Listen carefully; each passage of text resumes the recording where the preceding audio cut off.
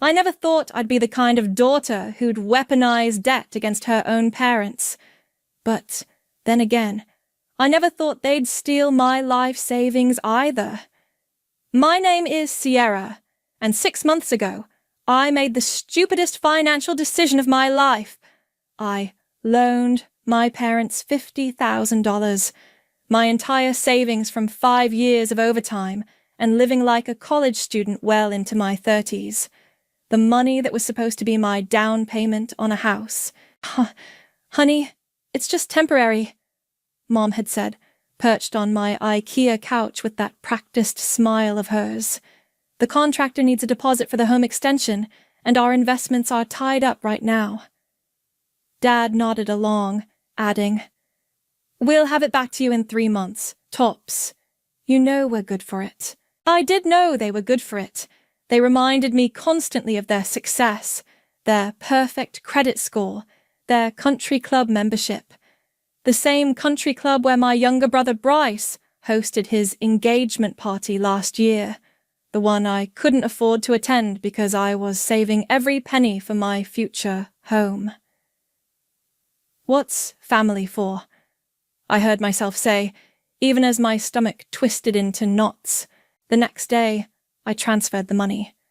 Mom hugged me tight, whispering, "You've always been such a good daughter." Looking back, I should have recognized the manipulation in those words. 2 weeks later, I drove past their house. No construction vehicles, no permits in the window, no sign of any upcoming extension. "Oh, we're still finalizing the plans," Mom said when I called. "But we did start on the kitchen renovation. Wait until you see the new marble countertops." I gripped my phone tighter. "Kitchen renovation? I thought—" "Sierra, don't start." She cut me off. "You're not going to be difficult about this, are you? After everything we've done for you." That familiar guilt washed over me. The same guilt I felt when they paid for Bryce's college but told me to take out loans, when they bought him a car for graduation while I took the bus, when they— No, Mom, not being difficult. 3 months came and went. The temporary loan morphed into new furniture, a spa bathroom, and the final straw, a brand new ATV parked in their driveway. "Sweet ride, sis." Bryce revved the engine, spraying gravel across the lawn. "Mom and Dad got me an early birthday present." I stood there, mud speckling my work pants, as the reality hit me. My down payment, my future, my stupid, blind trust. "Isn't it gorgeous?" Mom appeared beside me, beaming at Bryce. "He's been wanting one forever. You used my money for this." The words came out barely above a whisper. She turned to me, eyes narrowing. "Excuse me?" "The 50,000. My 50,000. You spent it on— toys?" "Lower your voice," she hissed. "We don't discuss money in the driveway like common people. Besides, it's all relative. The money's in the family, isn't it?" "When are you paying me back?" Mom's face did that thing, that subtle hardening I'd seen 1,000 times before. "You know, Sierra, this attitude of yours is exactly why we've always had to be careful with you. Unlike your brother, you've never quite understood the meaning of family loyalty." I watched Bryce pop a wheelie on his new ATV, my down payment turned into his plaything, and something inside me shifted. A lifetime of being the difficult daughter, the one who asked too many questions, wanted too many explanations, crystallized into perfect clarity. "You're right, Mom," I said quietly. "I guess I don't understand family loyalty at all." She patted my arm, mistaking my calm for submission. "Don't worry, sweetie. You'll learn." Oh, I was about to learn, all right. And so were they. I pulled out my phone and snapped a picture of the ATV, complete with its shiny price tag still attached to the handlebar. Then I opened my banking app and took screenshots of the transfer from 6 months ago, the first pieces of evidence in what would become my carefully crafted revenge. "Coming in for dinner?" Mom called from the doorway. "I made your favorite." "No thanks," I replied, already walking to my car. "I have some research to do." "Research?" She frowned. About what?" I smiled, the same practiced smile she'd given me on my IKEA couch half a year ago. "Oh, just looking into some interesting things about consumer debt laws. Nothing for you to worry about." Not yet, anyway. The annual family BBQ was in full swing when I decided to ask about my money. In hindsight, maybe I should have picked a less public moment, but watching Mom show off her new designer sandals to the relatives while my bank account sat empty had pushed me over the edge. "Mom. Dad, can we talk about the loan repayment timeline?" I kept my voice low, cornering them by the fancy new grill that probably cost 2 months of my rent. Mom's smile froze. Dad suddenly became very interested in flipping burgers. "Sierra!" Mom hissed. "We have guests." "I know. I also had savings." "Is she bringing up money again?" Bryce appeared with his fiancée, beer in hand. "Sis, you're becoming obsessed. It's kind of sad." My best friend Valerie touched my arm. "Maybe this isn't the best time," she whispered. "They're your parents. They'll sort it out." "Listen to Valerie," Mom said, her voice dripping honey. "She always gives such good advice, unlike some people who only think about themselves." I felt the familiar heat of shame creeping up my neck. Decades of conditioning kicked in, the urge to apologize, to back down, to be the good daughter they wanted. "Actually," I straightened my spine, "I think this is the perfect time. You had no problem taking my money in front of everyone. Why not discuss returning it?" Dad finally spoke. "Sierra, you're making a scene." "No, what's making a scene is Bryce's new ATV bought with my down payment." The circle of relatives grew quiet. Aunt Martha stopped mid-bite into her potato salad. Uncle George suddenly needed a beer refill. "Down payment?" Bryce laughed. "Come on, sis. You're not still hung up on that money you gave Mom and Dad. It was a gift to help with the house." "It was a loan," I said, with a promised 3-month repayment timeline. Mom's face hardened. "I can't believe you're doing this! After everything we've sacrificed for you!" "Sacrificed? You paid for his college while I'm still drowning in student loans." "Because he showed promise." The words exploded from Mom's mouth before she could catch them. The silence that followed was deafening. Valerie tugged at my sleeve.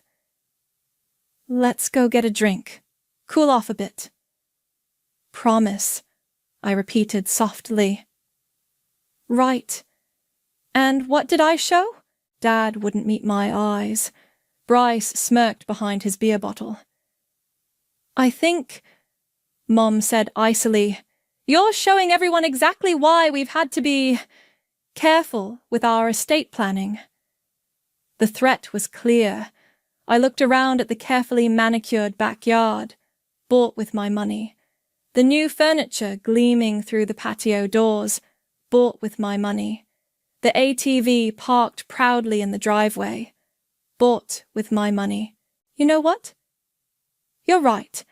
I'm sorry for bringing this up at the BBQ. Enjoy your party. I walked away to scattered whispers and Mom's loud proclamation about ungrateful children these days. Valerie followed me inside. "They're still your parents," she said. "Maybe just let this one go?"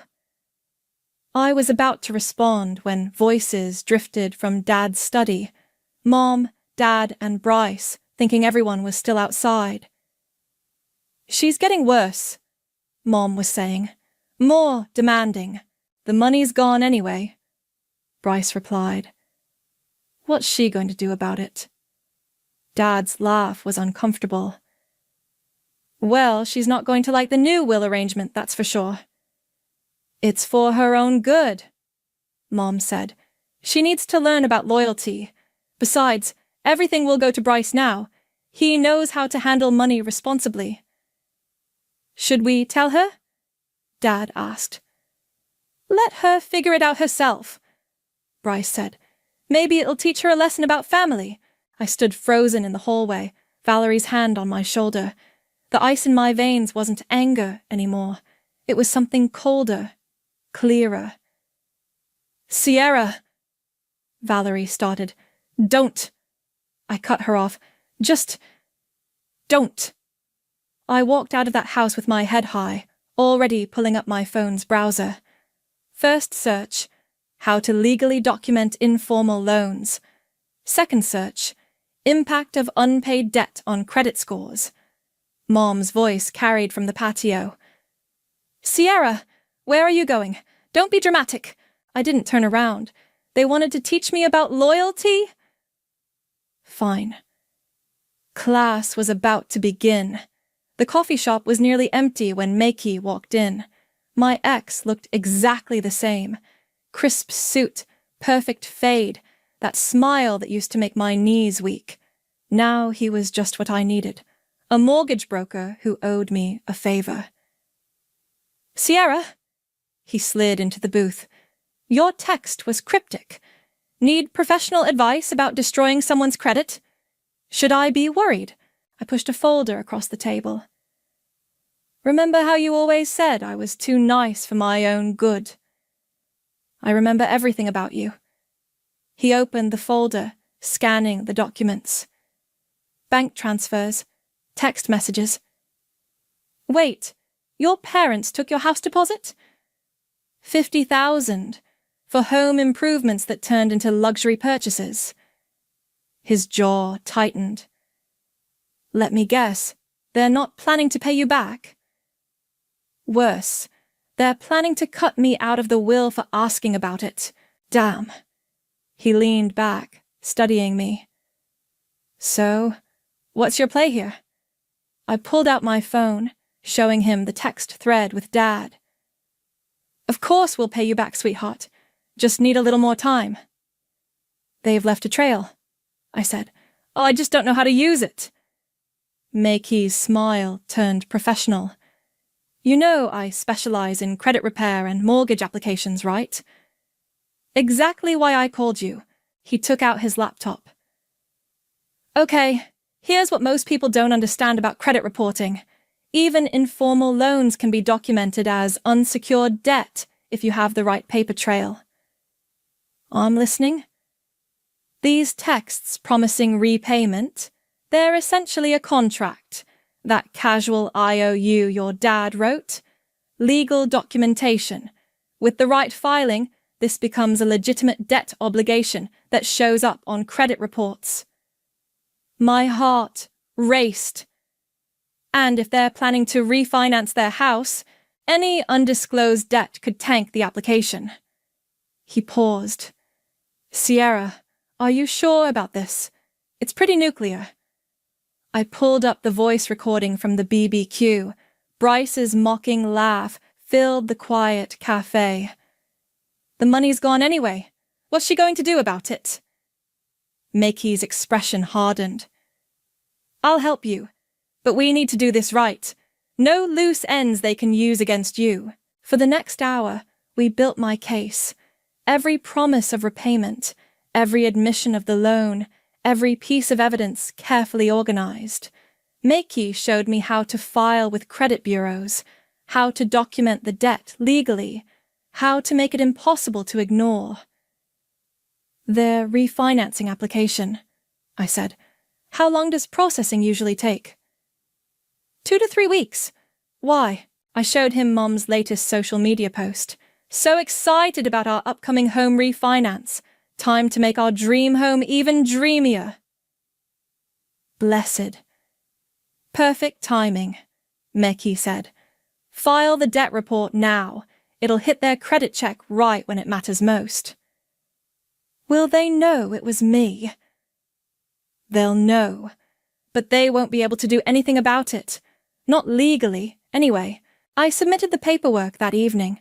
Every click felt like another brick in the wall between my old life and whatever came next. 3 days later, my phone buzzed with a credit bureau notification. Debt successfully reported and verified. Account status, delinquent. I forwarded the confirmation to Meki. It's done, I texted. Thank you. Don't thank me yet, he replied. The real storm's coming. You ready? I looked around my apartment, at the cheap furniture I'd kept so I could save for a house, at the budget planner still marked with my down payment goals, at the family photo I'd finally turned face down. They wanted to teach me about money. I texted back, let's see who learns what. That night, I couldn't sleep. Not from guilt, but from anticipation. Mom's social media was full of renovation plans, designer purchases, country club photos. Dad's calendar showed their meeting with the refinancing officer next week. Bryce's Instagram featured his new ATV jumping hills on their perfectly landscaped property. My phone lit up with a text from Valerie. Your mom's worried about you. Says you're not returning calls. Maybe you should talk to them. I left it on read. Another notification popped up. Debt status update. Credit impact confirmed. I imagined the dominoes starting to fall. The loan officer pulling their credit report. The undisclosed debt appearing like a red flag. Their perfect financial facade beginning to crack. Sorry, Mom, I whispered to the darkness. Class is in session. My phone exploded at 2:47 p.m. on a Tuesday. Mom's name flashed on the screen, followed immediately by Dad's, then Bryce's. 3 simultaneous meltdowns, right on schedule. I let them all go to voicemail.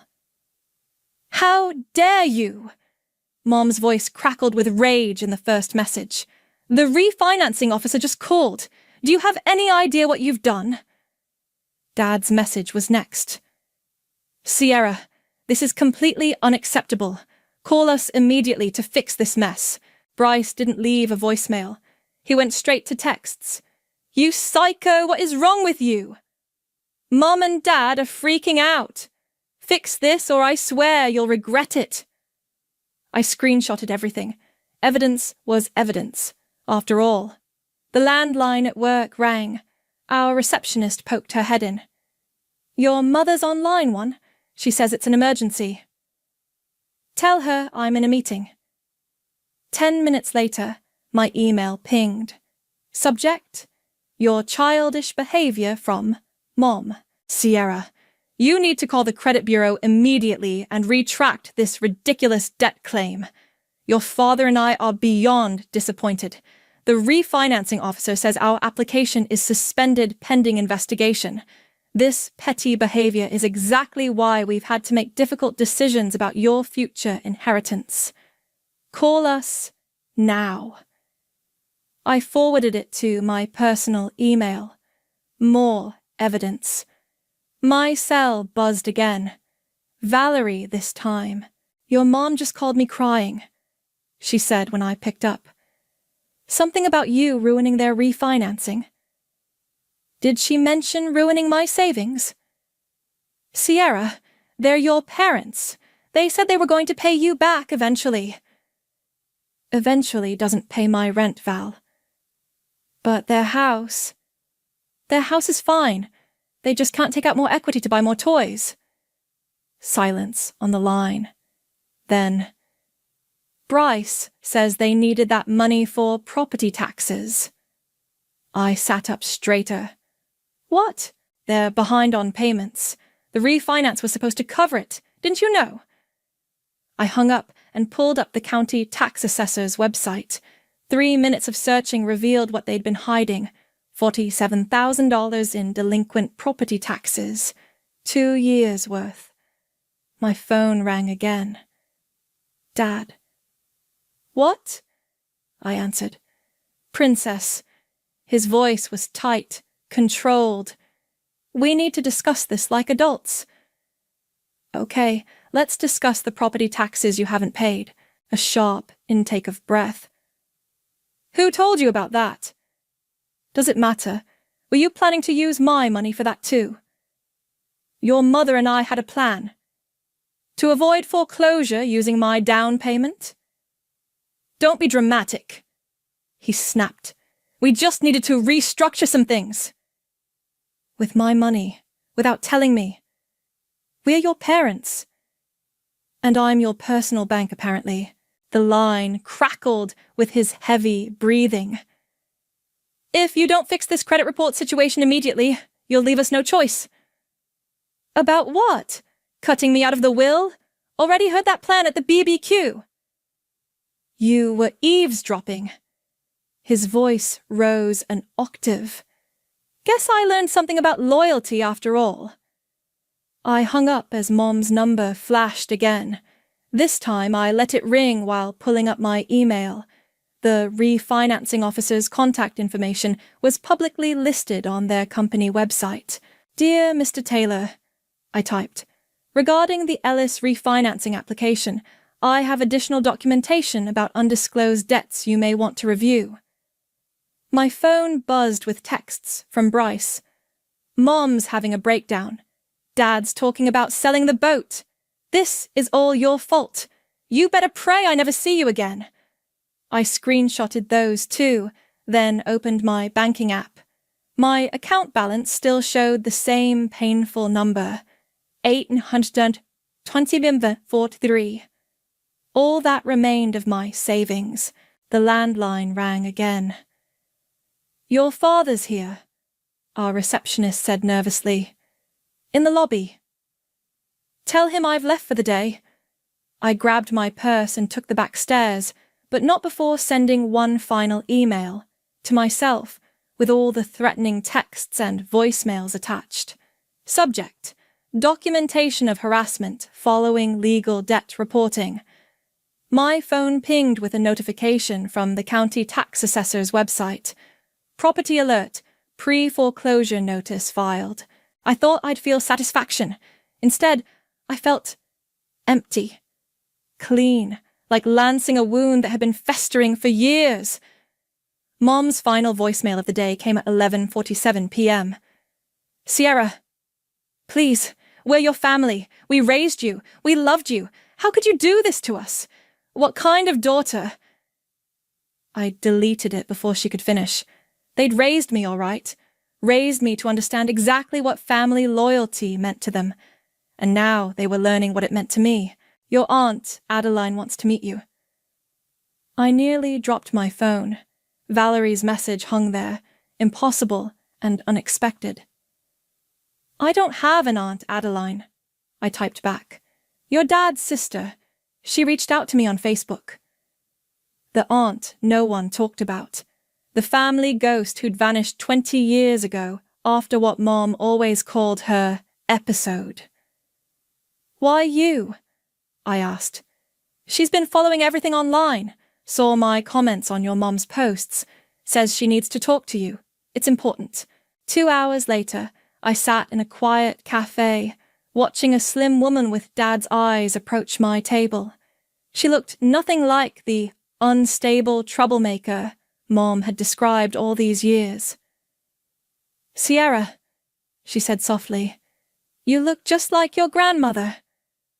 The one who left Dad and you her house. The inheritance Mom says you tried to steal. Adeline's smile was sad. Is that what they told you? She pulled out a manila envelope, weathered and stuffed with papers. 23 years ago, your grandmother left the house to both of us, your father and me.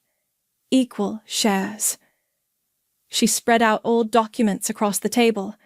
Your mother convinced your father I was unstable, untrustworthy. They needed my half for their lifestyle, she said. Just temporarily. My hands started shaking. How much? 200,000. My entire inheritance. She pulled out a faded IOU with Dad's signature. They promised to pay me back in 6 months. Let me guess. The money disappeared? Into renovations, luxury cars, country club memberships. Her voice was steady, but her fingers trembled. When I demanded repayment, your mother told everyone I was having a mental breakdown, that I was jealous of their success. Sound familiar? I showed her the screenshots on my phone, the texts, the voicemails, the accusations of betrayal. They haven't changed a bit, she whispered. Did you ever get your money back? No, but I kept everything. She patted the envelope. Every promise, every threat, every lie. I knew someday someone would need to know the truth. Why didn't you fight harder? I did. They threatened to have me committed. Your mother had friends in the mental health field. Back then, it was easier to discredit hysterical women. She leaned forward. But you're smarter than I was. You've got proof. And times have changed. I stared at the family photo on my phone's lock screen. Did they ever feel guilty? I found this in your father's study before they changed the locks. She pulled out a torn letter, dated 1999. I wrote it, begging to stay in touch with him. With you. Your mother must have intercepted it. The letter was heartbreaking. Pages of a sister reaching out to her brother, an aunt wanting to know her niece, all destroyed by greed and manipulation. Why tell me now? Because history's repeating itself. And because I want you to know you're not crazy. You're not wrong. And you're not alone. My phone buzzed. Mom again. Your father's blood pressure is through the roof because of you. I hope you're happy destroying this family. I showed Adeline the message. Ah, yes. She smiled grimly. Your father's convenient health crisis. That was their favorite weapon against me, too. Did you ever regret walking away? I regret not fighting smarter, not documenting everything like you did. She touched my hand. But I never regretted standing up for myself, even if it cost me my family. They're not just taking my money now, I said. They're taking my whole future, the will, the inheritance. Oh, sweetie. She laughed softly. Do you really think there's anything left to inherit? They've been living on borrowed money and refinancing for decades. That house probably has less equity than your stolen down payment. My phone lit up with another text, this time from Bryce. Hope you're proud of yourself. Dad's talking about bankruptcy because of you. Adeline read it over my shoulder. Your brother, the golden child, just like your father was to our parents. Did Dad ever realize what they did to you? He chose not to. It was easier to believe I was crazy than face his own complicity. She gathered her documents. Keep these copies. You might need them. For what? For when they try to rewrite this story. Trust me, they will. She stood up, straightening her jacket. And, Sierra, don't let them make you disappear like they did to me. I watched her walk away, then looked down at the pile of evidence she'd left. 20 years of family history, of patterns repeating, of money taken, and trust betrayed. My phone buzzed one last time, a text from Dad. Your mother's crying herself to sleep every night. I hope you can live with yourself. I thought of Adeline, surviving 2 decades of being the family villain. I can. I typed back. Can you? The pounding on my apartment door started at 6 a.m. I knew it was Dad before I even checked the peephole. Mom would have rung the bell repeatedly instead. Sierra, open this door, right now. I pressed record on my phone before turning the lock. Dad burst in, still in his running clothes, face red. You have to fix this, he said. pacing my small living room. The bank is threatening foreclosure. That's what happens when you don't pay property taxes. Don't get smart with me. We're your parents. You can't do this to us. Like you couldn't steal my savings. He stopped pacing. We didn't steal anything. We borrowed for house repairs that turned into luxury purchases and Bryce's toys. Your brother needed... What about what I needed? My voice cracked. What about my future? Your future? He laughed bitterly. You just destroyed your future. No inheritance, no family support, nothing. There's nothing left to inherit anyway, is there, Dad? Adeline told me everything. The color drained from his face. You spoke to your aunt? The sister you helped Mom destroy? Yeah, we had a fascinating chat about family history. She was unstable. She kept receipts, just like I did. His expression shifted from anger to something else. Fear, Princess. He tried a different approach. We can work this out. Just call off the debt report. Let us do the refinancing. We'll figure out a payment plan. Like you did with Adeline. That was different. Was it? Or is this just what you and Mom do? Take what you want and destroy anyone who objects. My phone buzzed. Bryce. My lawyer says we can sue you for harassment. Last chance. I showed Dad the message. Cute. Did you know threatening legal action over a legitimate debt report is actually harassment itself? He's just upset. I've documented everything, Dad. Every threat, every manipulation, every lie. Another buzz. Valerie this time. This has gone too far. You need to stop before you really hurt them. I frowned at the message. Something felt off about her sudden concern. Your mother's devastated, Dad continued. She can barely get out of bed. Really? Because her Instagram shows her at the country club 2 hours ago. He deflated slightly. We can't lose this house, Sierra. Please. Like Adeline couldn't lose her inheritance? Stop bringing her up! He slammed his hand on my coffee table. She's not family anymore. No, I said quietly. You and Mom made sure of that. My phone kept buzzing. More texts from Valerie. They're really suffering. Think about what you're doing. Bryce says you're breaking their hearts. Wait, Bryce says? I pulled up an old group chat I'd muted months ago. There it was, Valerie and Bryce, dozens of messages.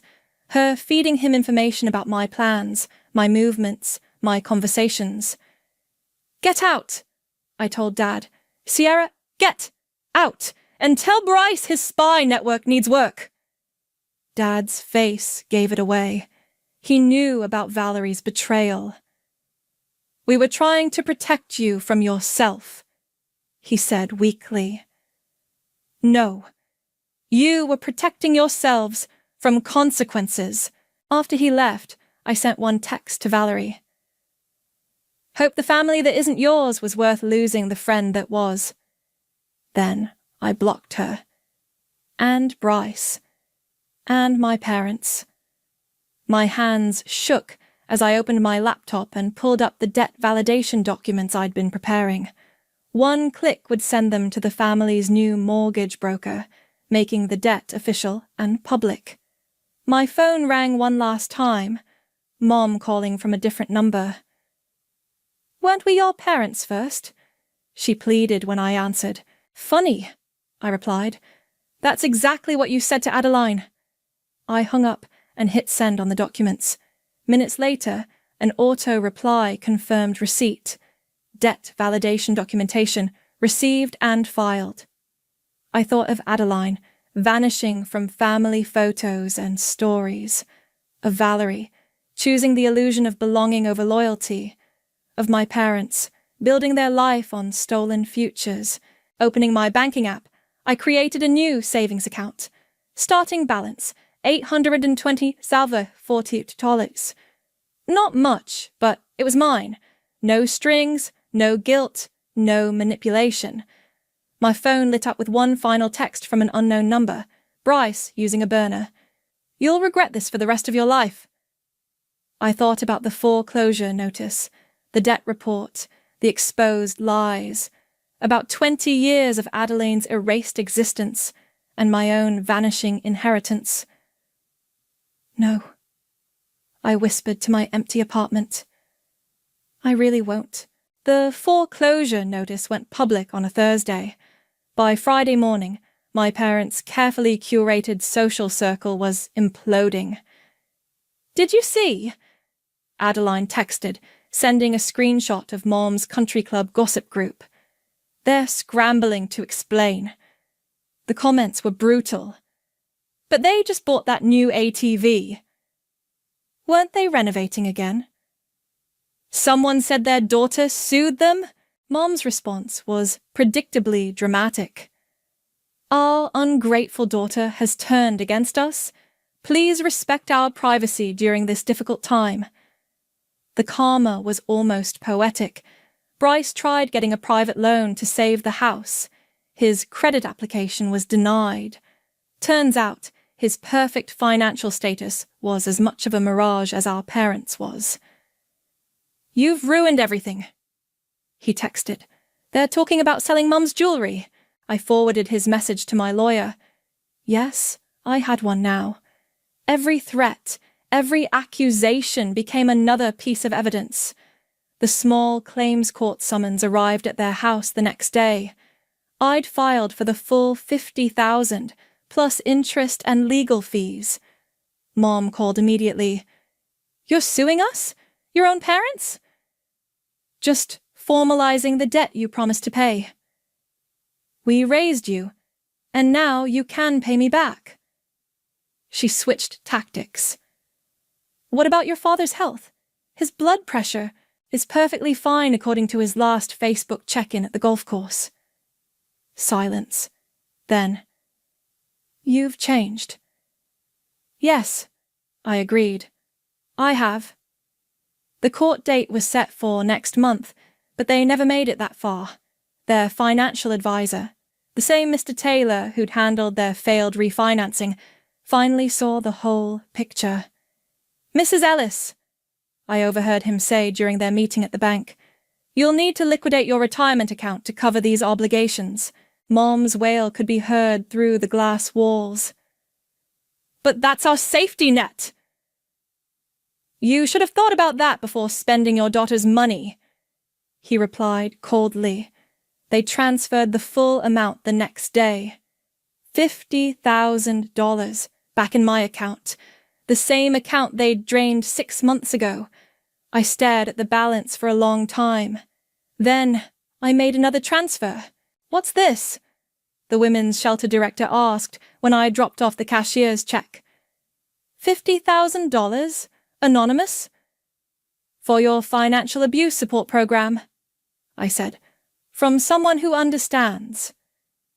That evening, Adeline called. "Have you seen my blog?" She'd started writing about financial abuse within families. Her first post, titled "The Inheritance They Stole," had gone viral.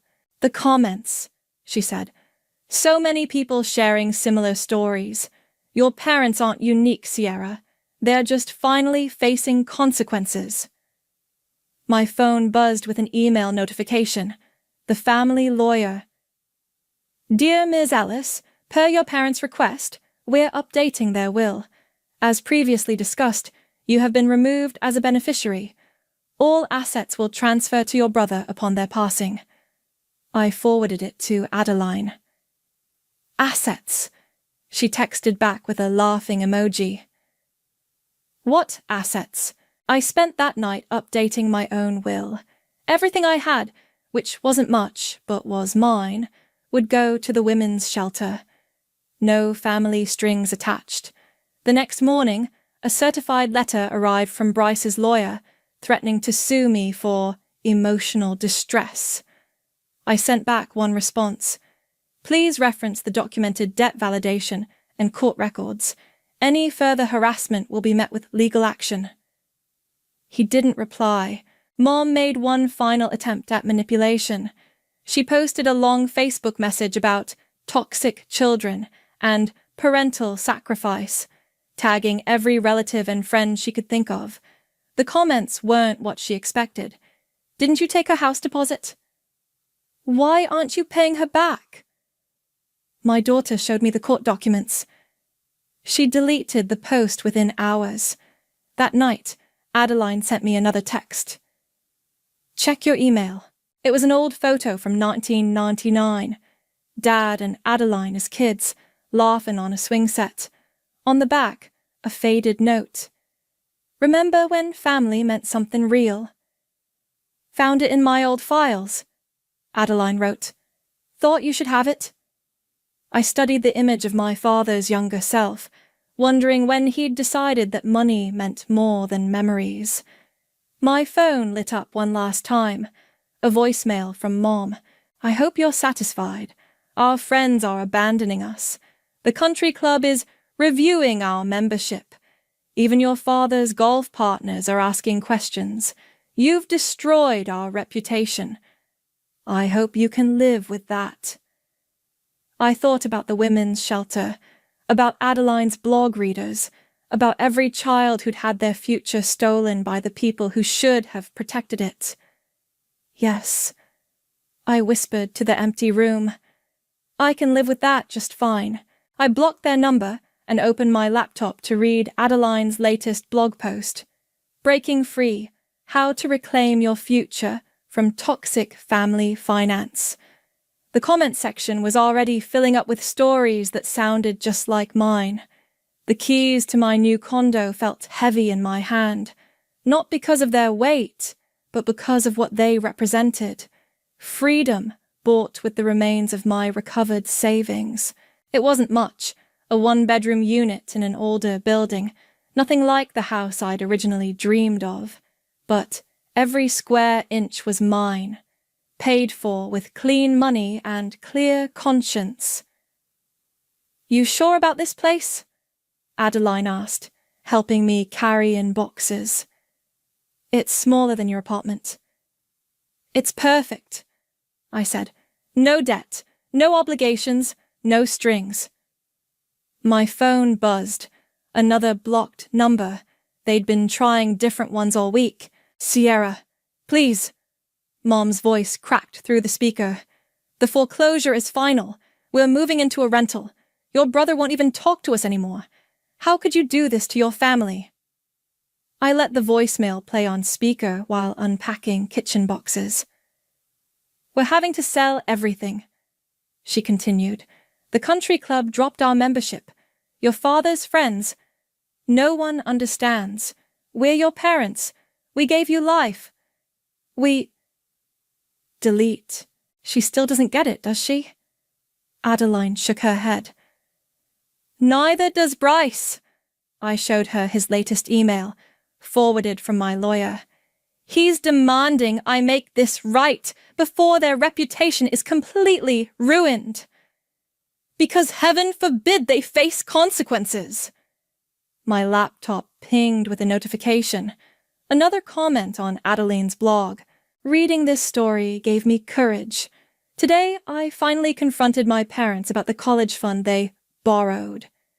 Thank you for showing me I'm not alone. You're making a difference, I told Adeline. We both are. She smiled, then frowned at her phone. Your mum's trying to contact me now. Says she wants to heal the family wounds. Right after they lost everything? How convenient. Should I respond? Would it change anything? She put the phone away. No, some wounds aren't meant to heal. They're meant to teach us where not to walk again. The doorbell rang. A delivery man held out a package.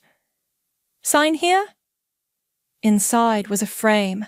The swing-set photo of Dad and Adeline, professionally restored. A note fell out. For your new home. Remember, Family is what we choose it to be. Adam. I hung it in my living room, right where the old family photos used to be. My phone lit up again. A text from Valerie. I miss you. Can we talk? Delete. Another notification from Adeline's blog. A new post. Financial abuse breaking the family cycle. The comment section was already filling up with stories, support, resources. The women's shelter called? I told Adeline. That anonymous donation! They're using it to start a legal fund for others like us. Good. Let something better grow from all this. My phone buzzed one final time. A voicemail from Dad. Princess, I found Adeline's blog. Read about what we did to her, what we did to you. I don't know how to fix this, but I understand now. Too late, but I understand. I saved that one. Not for forgiveness. That wasn't coming. Not for reconciliation.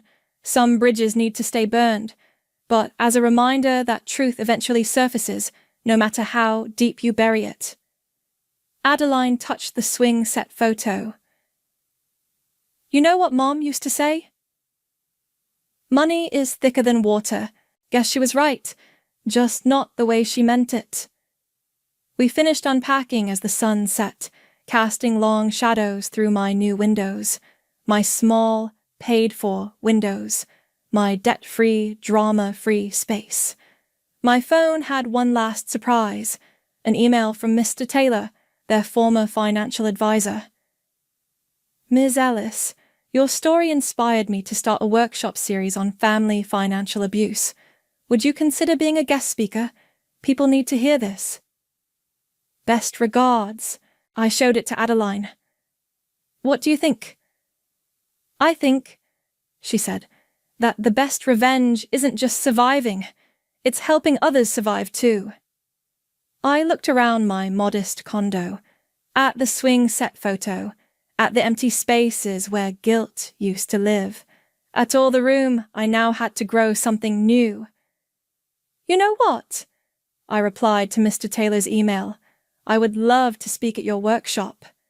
Then I turned off my phone, poured 2 glasses of wine, and sat with my aunt in my small, perfect home. To clean starts. Adeline raised her glass. To chosen family, I answered. Outside, the sun finished setting on my old life, but inside, in this space, bought with hard lessons and harder boundaries, something better was finally beginning to rise.